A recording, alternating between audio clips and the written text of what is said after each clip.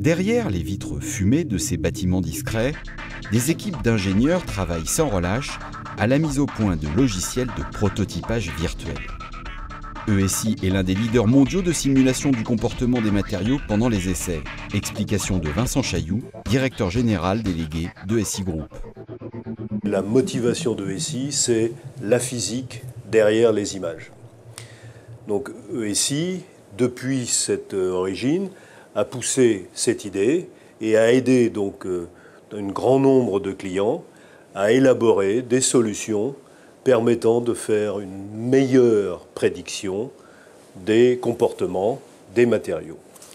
Là où ESI a développé une compétence tout à fait unique et tout à fait utile pour l'industrie, c'est sa compétence de, comme je le disais, de la physique. Et qui dit la physique dit les matériaux, et qui dit les matériaux dit la fabrication virtuelle de ces matériaux.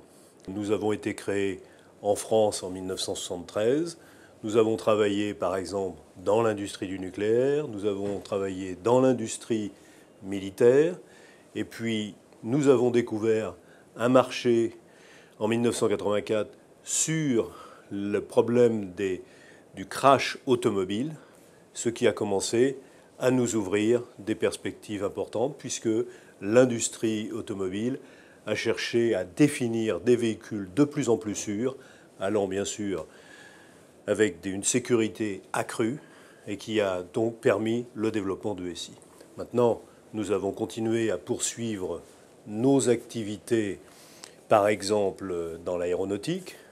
Et en fait, pour être très franc, l'origine du logiciel PAM-Crash, qui est très connu dans l'automobile, en fait, a été découvert d'abord dans l'aéronautique. En 1984, la NASA, à la demande de la FAA, l'instance de régulation du transport aérien américain, a procédé à un essai grandeur nature d'un crash de Boeing 720. Cette expérience eut lieu dans le désert de Mojave en Californie, aux fins de tester un nouvel additif au carburéacteur destiné à retarder son inflammation lors d'un crash. Si ce test ne fut pas concluant sur l'additif en question, cette expérimentation permit toutefois de récupérer des milliers de données relatives au comportement des structures et des matériaux, ce que n'autorisait pas à l'époque la simulation par ordinateur. L'industrie aéronautique est une industrie extrêmement régulée. C'est-à-dire qu'il n'est pas question de dimensionner un produit aéronautique à la limite comme on le fait dans l'automobile, dans un crash. On n'aime pas parler d'un crash dans l'aéronautique. Okay.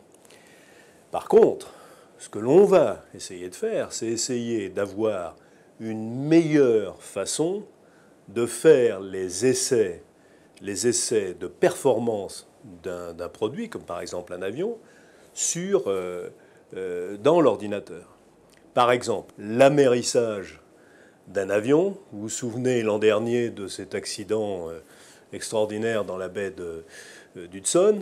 Eh bien, ce qui avait été fait par des grands laboratoires, en particulier donc, dans l'aéronautique, eh bien, ils avaient pu simuler donc, cet amérissage d'un Airbus 320 dans des conditions donc, exceptionnelles d'amérissage. Et à partir de là, en ayant pu mieux répéter, quand on en est à faire les grands tests, eh bien, on va faire de meilleurs tests physiques parce qu'on aura pu mieux les prévoir dans l'ordinateur. Là, nous apportons donc quelque chose d'unique à l'industrie aéronautique et donc, en particulier, va chercher avec ESI à mettre au point et à mieux connaître les matériaux de façon virtuelle, va être capable de comprendre les procédés de fabrication qu'il va falloir mettre en œuvre pour fabriquer les pièces correspondantes, et à partir de là, donc, anticiper quels peuvent être les nouveaux moyens à mettre en œuvre pour, par exemple, la fabrication d'un aéronef. My name is Argyris Kamoulakos and I am scientific director. Mon nom est Argyris Kamoulakos. Je suis directeur scientifique chez ESI. Je dirige une équipe d'experts sur l'innovation et les nouvelles technologies. Je suis un ingénieur aéronautique Depuis mon bac jusqu'à mon diplôme d'ingénieur, j'ai toujours travaillé dans l'aéronautique.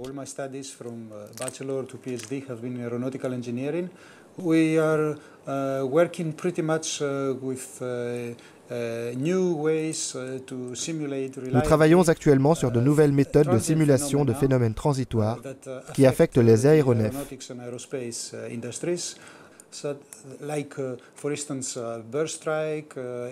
Comme par exemple les chocs avec des oiseaux, les impacts, les amérissages et atterrissages d'urgence,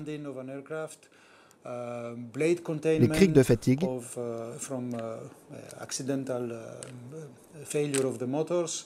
la dépressurisation brutale, les attaques terroristes,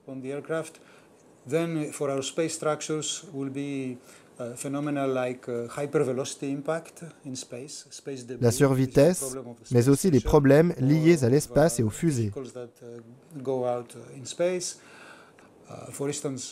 Par exemple, pour les chocs avec des oiseaux, nous allons modéliser un moteur d'avion et un oiseau, et nous pourrons reproduire en simulation l'effet de l'impact sous différents angles, position et vitesse de l'aile de l'avion, ce qui est impossible à réaliser à l'échelle 1.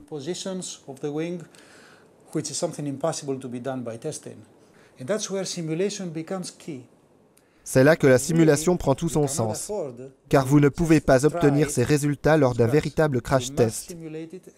Vous êtes obligé de le simuler avec tous les paramètres souhaités afin de récupérer des données fiables.